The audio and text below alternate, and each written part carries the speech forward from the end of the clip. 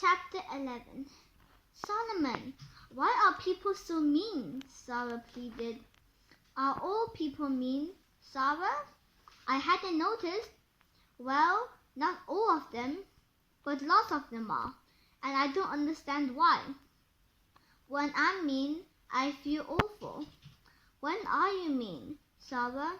Mostly when someone is mean first. I think I sort of just get mean to pay them back. Does that help? Yes, Sara offered defensively.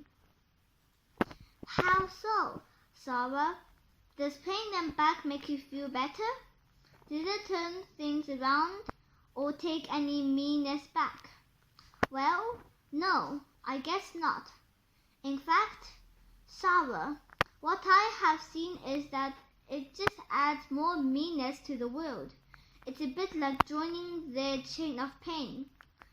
They are hurting, and then you are hurting, and then you help someone to hurt, and on it goes. But Solomon, who started this awful chain of pain? It doesn't really matter where it started, Sara, but it is important what you do with it if it comes to you. What is this all about, Sara? What has caused you to join this chain of pain? Sara, feeling rather sick to her stomach, told Solomon about the new boy, Donald, and of his first day in class. She told Solomon about the bullies who seemed to find never-ending things to tease Donald about. She told Solomon about the alarming incident that had just taken place in the hallway. And as she relieved what had happened, as she was describing them to Solomon, she felt her painful anger growing again, and the tear pushed out of her eye and rolled down her cheek. She angrily wiped it away with the back of her sleeve, truly irritated that instead of her usual happy chatter with Solomon, she was now sniffling and blubbering. This wasn't the way it was supposed to be with Solomon. Solomon was quiet for a long while as scattered, disconnected thoughts shot about Sara's mind. Sara could feel Solomon watching her with his big loving eyes, but she didn't feel self-conscious. It almost felt as if Solomon was drawing something out of her. Well, it's clear what I don't want, Sara thought.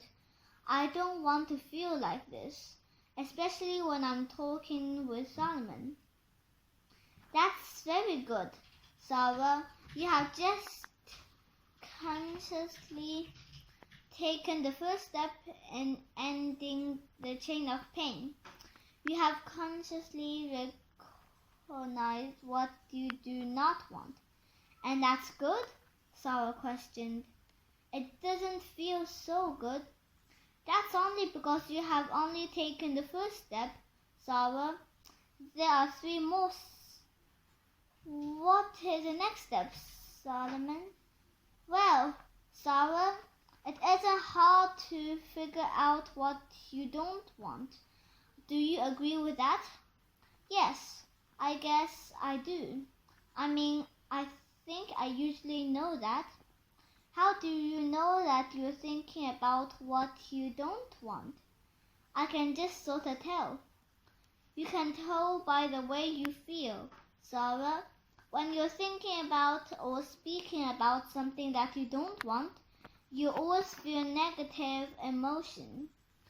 You feel anger or disappointment or embarrassment or guilt or fear. You always feel bad when you're thinking about something you don't want.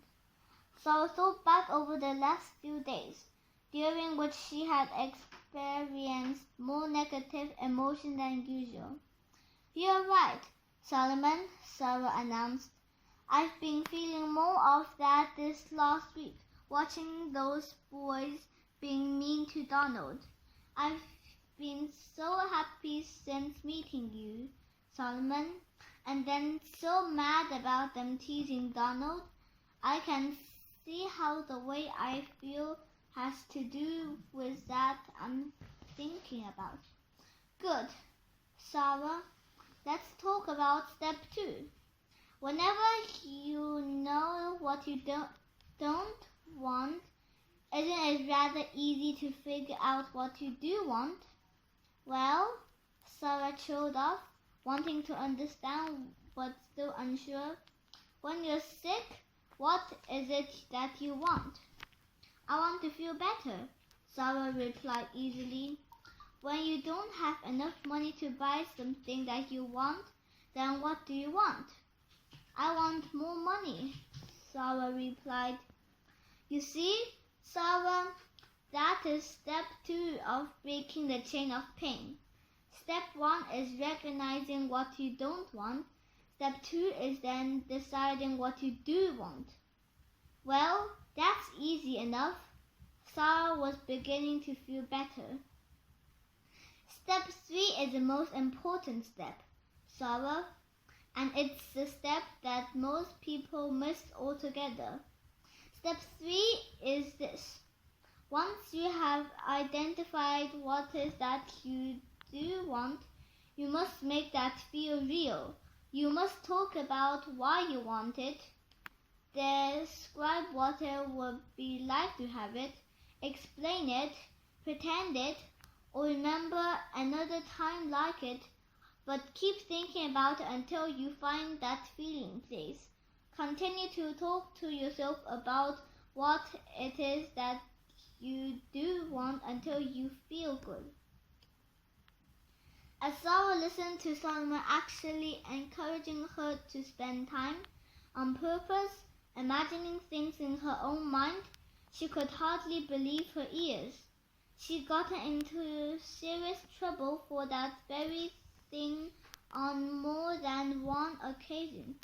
It seemed that what Solomon was telling her was exactly opposite of what her teachers in school were telling her. But she had come to trust Solomon, and she was certainly willing to try something different.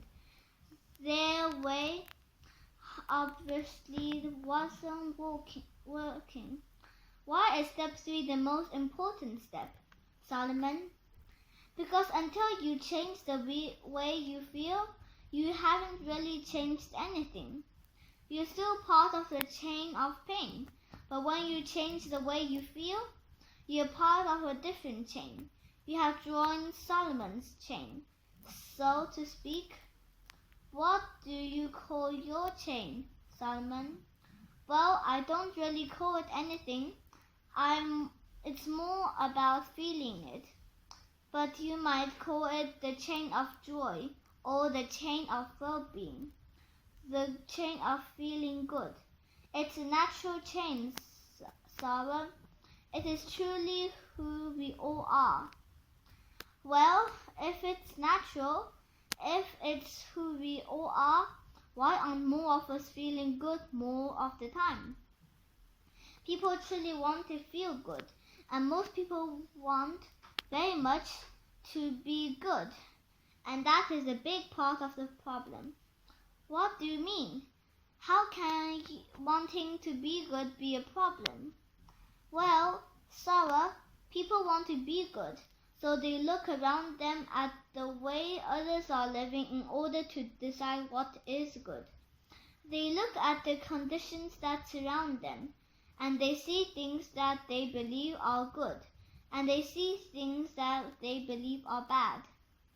And that's bad? I don't see what's bad about that, Solomon. What I've noticed, Sarah, is that as they are looking at conditions, good ones and bad ones, most people aren't aware of how they are feeling. And that is what goes wrong for most of them. Rather than being aware of how what they are looking at is affecting them in their quest for goodness, They keep searching out badness and trying to push that away. The trouble with that, Sara, is that the whole time they are trying to push away what they think is bad, they have joined the chain of pain. People are much more interested in looking at and analyzing and comparing conditions than they are aware of how they are feeling. And often the condition drags them right off into the chain of pain. Sara, think back over the past few days and try to remember some of the strong feelings that you had. What was happening as you were feeling bad this week? Sara? I felt awful when Tommy and Lynn were teasing Donald. I felt awful when the kids laughed at Donald in class. And I felt the very worst of all when Donald yelled at me. All I was trying to do was help him, Solomon. Good. Sara, let's talk about this. During those times that you were feeling so bad, what were you doing? I don't know, Solomon. I wasn't really doing anything. I was mostly just watching, I guess. That is exactly right, Sara.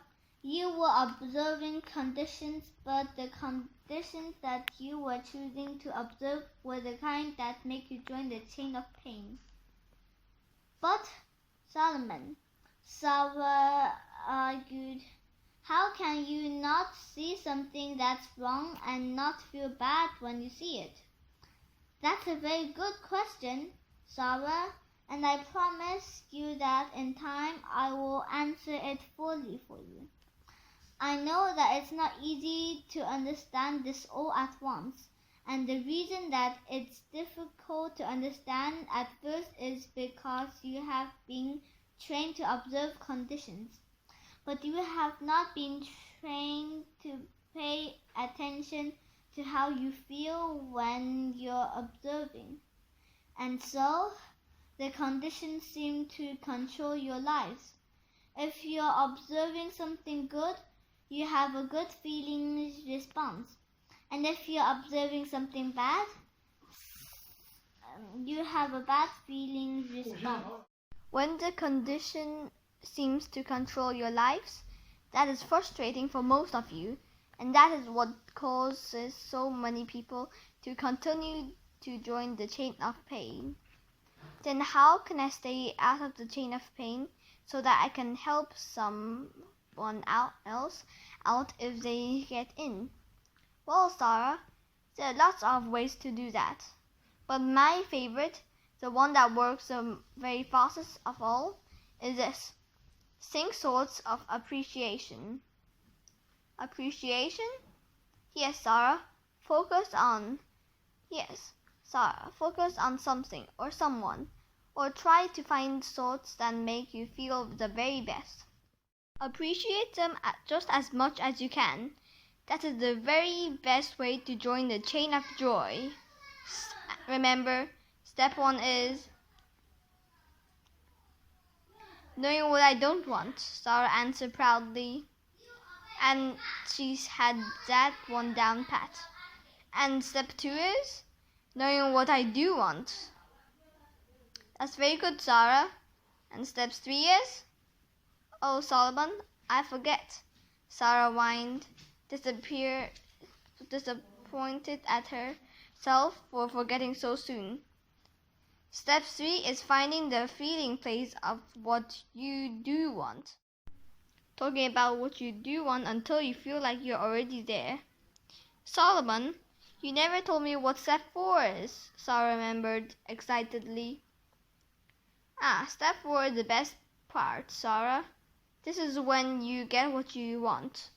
Step 4 is the physical manifestation of your desire. Have fun with it, Sara. Don't try too hard to remember all of this. Just practice appreciation. That's the key.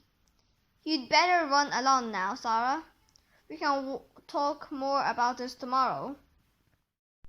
Appreciation, Sara pondered. I'll try to think of things to appreciate. Hello, Brother Jason. was the first image that came to her mind.